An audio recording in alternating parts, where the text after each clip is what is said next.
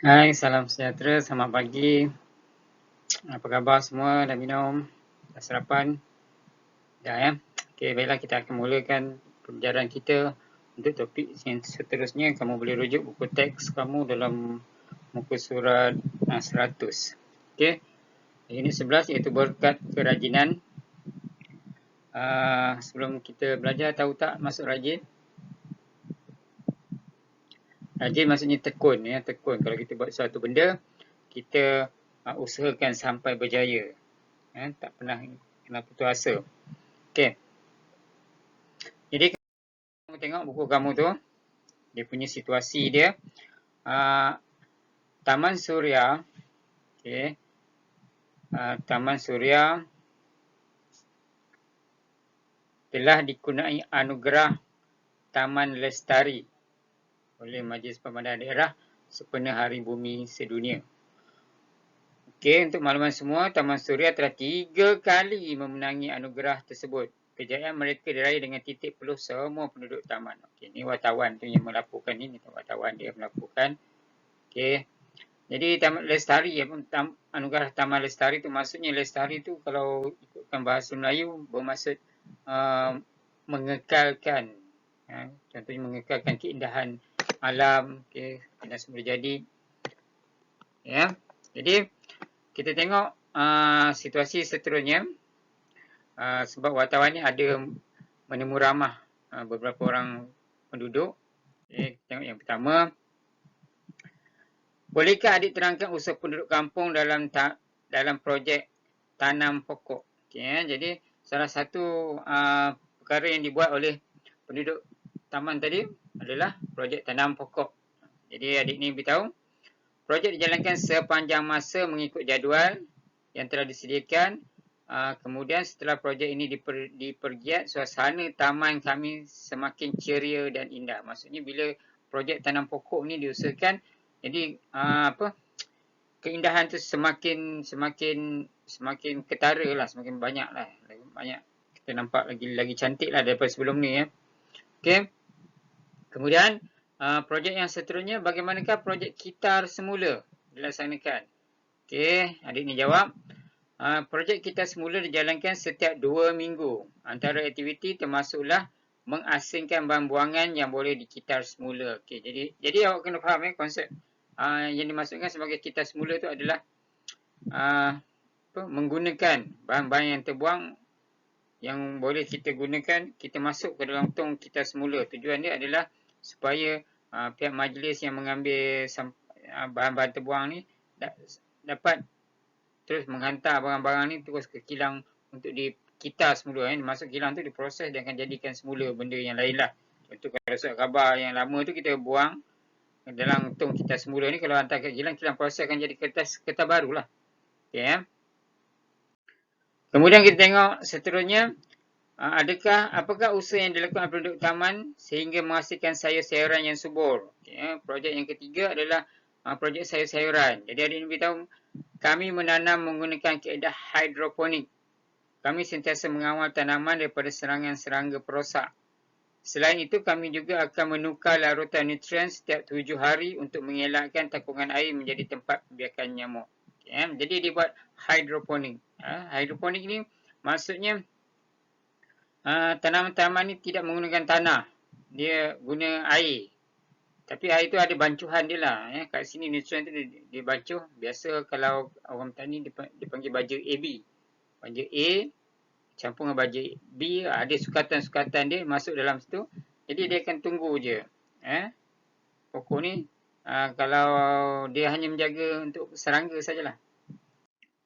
Okey, dan yang terakhir, bagaimanakah penduduk taman dapat memanfaatkan bahan terpakai yang telah dikumpulkan? Kami mencipta bahan inovasi daripada bahan terpakai yang diadakan pada setiap hari Ahad. Bahan inovasi yang dihasilkan diletakkan di balai raya dan taman permainan untuk kegunaan semua penduduk taman. Jadi, bahan-bahan yang boleh digunakan balik, diambil dan diinovasikan. Inovasi itu maksud mencipta sesuatu daripada benda-benda yang mungkin terbuang tapi dicipta benda lain yang boleh berguna. Contoh kat sini kalau tengok gambar sini, tayar kan. Tayar tu dia buat kerusi. Inovasi. Sekarang kalau awak Google, awak tengok macam-macam benda boleh diguna untuk kita semula untuk buat bahan inovasi. Ini botol air dibuat.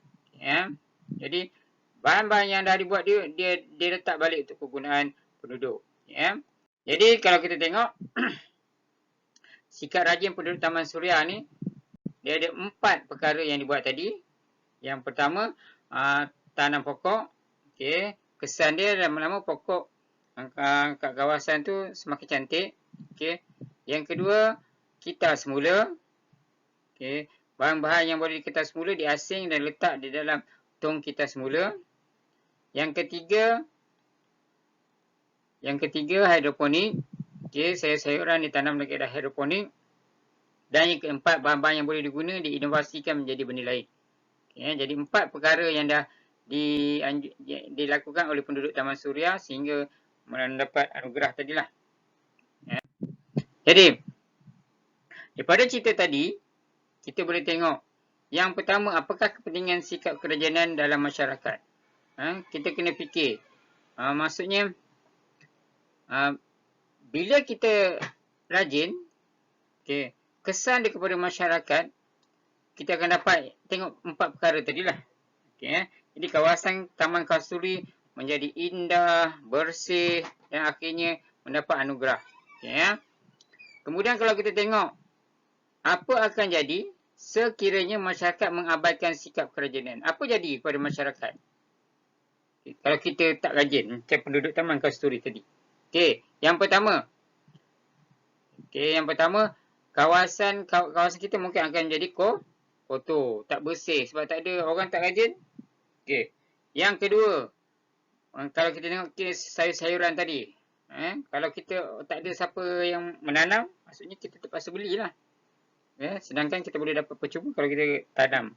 Okay, seterusnya, bahan-bahan kita semula, sampah sarap lah. Kita tak kompos, tak kutip, jadi sampah sarap. Jadi kalau kita mengabaikan sikap kerajanan, maksudnya banyak benda-benda negatif yang akan datang. Kalau dah sampah sarap tu kita abaikan, kita biarkan, mungkin menjadi tempat pembiakan nyamuk. Bila ada nyamuk Aedes, ramai pula orang yang akan sakit. Jadi itu adalah kesan-kesan dia lah. Okay. Sekarang kita tengok seterusnya, topik seterusnya. Okay, nanti kita last nanti cikgu akan bagilah apa projek yang awak boleh buat. Okay. Kejadian vandalism. Vandalism ni maksudnya perbuatan membinasakan atau merosakkan harta benda awam. Okay. Ni situasi lain bukan taman tadi. Kawasan perumahan saya telah menjejaskan imej taman perumahan. Saya dan penghuni kawasan perumahan membuat keputusan untuk melakukan kerja pemuliharaan secara berkala bagi membaik pulih kemudahan yang rosak. Jadi dia nak baik pulih lah. Ada orang-orang yang tidak bertanggungjawab telah membinasakan dan merosakkan harta benda awam. Okey, sekarang kita tengok banyak kan. Kalau dekat tempat penghentian bas, kadang dia conteng, itu vandalism lah. Pergi tandas kepala pipe tak ada. Okay, sampah buang. Kalau pergi pondok telefon pun tak ada. Ada pondok je, telefonnya dah hilang. Itu maksudnya vandalism. Okay. Kalau pergi ke sekolah, kerusi conteng-conteng, meja conteng-conteng, itu maksudnya pembuatan vandalism. Okay.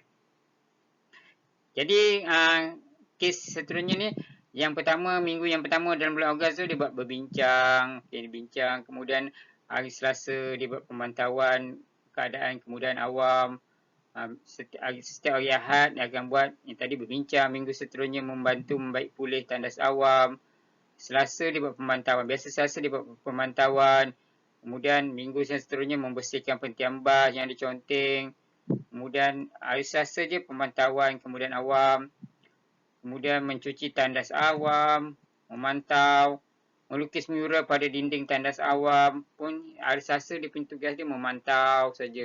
Hari Ahad dia buat kerja-kerja. Okey. Tengok next. Okey. Setelah sebulan berusaha melaksanakan kerja pemeliharaan kemudahan awam dapat dijaga dengan baiknya, saya dan penghuni kawasan perumahan berasa sangat bangga. Yang disambung yang tadilah. Okey, hari Khamis tak ada. Hari Jumaat memantau, maksudnya memantau Selasa dengan Jumaat. Sabtu Ahad dia buat kerja. Hari Sabtu ni contohnya membantu membaik pulih peralatan permainan, menanggalkan pelekat pada papan tanda dan tiang lampu. Ya, kadang apa, dia orang tampalkan iklan-iklan kan. Jadi kotor, menguntit sampah, membersihkan peralatan permainan. Jadi kata yang kat sini tadi, sambung yang depan tadi, Sabtu Ahad adalah kerja-kerja yang dibuat. Hari mula-mula dibincang dulu, lepas tu Selasa dengan Jumaat adalah pemantauan. Okey, akhirnya sebulan buat kerja tu, jadi kawasan dia jadi pulih baliklah. Okey, kemudian dia rasa bangga kerana sikap rajin yang kami amalkan berjaya membaik pulih kemudahan awam dan mengekalkan keceriaan kawasan perumahan. Kami akan terus memelihara kemudahan awam yang sedia ada demi keselesaan semua. Okey, jadi dengan sikap masyarakat setempat tersebut akhirnya berjaya mengatasi masalah vandalism tadi. Ya. Okey. Ni projek awak. Lepas ni kan kita tengok apa yang boleh buat. Tapi kita tak payah jual lah. Ni projek amal. Projek amal kalau kat sini Persatuan Kebajikan Orang-orang Istimewa Segamat Johor mengadakan jualan amal mengumpulkan dana memberi perbelanjaan Persatuan Kebajikan. Kamu dan rakan-rakan berminat menabur bakti dalam jualan tersebut. Setelah berbincang, kamu mengambil keputusan untuk menjual 100 unit sapu tangan berbentuk arnab buatan sendiri. Ikuti arahan bagaimana untuk buat sapu tangan berbentuk arnab tadi. Kemudian menjadikan jadual tugasan dan membuat anggaran perbelanjaan bagi menjayakan projek ini. Kita tengok dulu ya. Ini adalah bahan-bahan yang nak dibuat. Buat arnab, sapu tangan, ribbon kain, getah gelang, gunting, gam, busa eva. Okey. Lepas tu penebuk lubang. Okey. Cara dia kat sini anggaran kos dia sapu tangan berapa yang ni dikosongkan lah. Maksudnya kalau kita nak buat jualan amal macam ni lah kaedah dia. Okey, sediakan bahan-bahan dan juga jumlah dia banyak mana, kemudian harga, kemudian akhir sekali kita kena totalkan kat sini berapa harga dia. Okey. Jadi kalau seterusnya dia kata jadual tugasan yang pertama membeli dan membandingkan harga bahan, membuat anggaran kos. Ini tugasan-tugasan sebelum kita nak jual lah. Sebab kita yang penting jualan amal tu kita nak dapat duit. Jangan pula kita dah guna duit untuk beli barang-barang ni semua. Bila kita jual, kita rugi. Kita mesti ada untung lah. Ni ada step-step jualan dia. Membeli tadi sampai nombor apa tadi? Nombor 3. Okay, nombor 4, membeli bahan. Membuat sapu tangan bentuk arnab. Okay, 3 berapa hari? 6, 5, 6, 7, 8 ni. Buat arnab, buat sapu tangan. Sebab dia target dia 100 unit kan. Nombor 8, membungkus sapu tangan. Nombor 9 pun sama juga. 10, menjual sapu tangan. Menyerahkan keuntungan kepada Persatuan Kebajikan. Jadi dah jual keuntungan diserahkan kepada Persatuan Kebajikan. Contohlah. Contoh tadi bahan-bahan ni semua harga-harga di bila-bila adalah RM500. Contoh Contoh kat sini RM500 lah. Okey. Jadi semua ni dah jual. Dia dapatlah kira balik. Semua sekali dia dapat RM800. Okey, RM800 dah jual ni. Belum nampak sampai nombor sebelah lagi tau. Dah jual Okey. Jadi dia dah jual, dia dapat RM800, dia akan tolak dulu lah. 800 tolak dengan 500. Jadi dia punya keuntungan adalah okey, 300.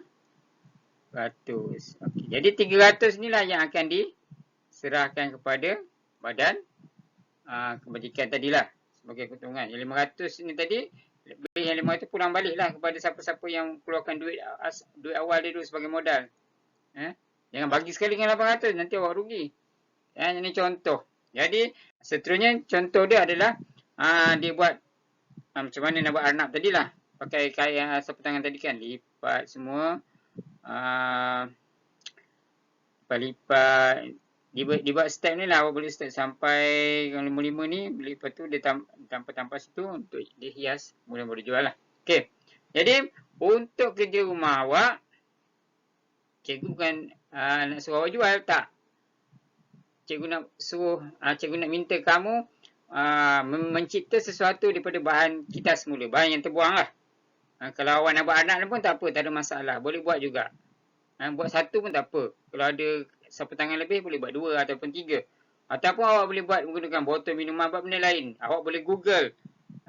Dekat internet banyak benda-benda yang boleh dibuat kita semula. Orang buat botol tu macam-macam boleh buat. Okay, ya. Jadi, itu sahaja untuk minggu ni. Bila dah siap nanti, tunjuk kepada cikgu hasil dia. Ya. Okey. Terima kasih. Jumpa lagi.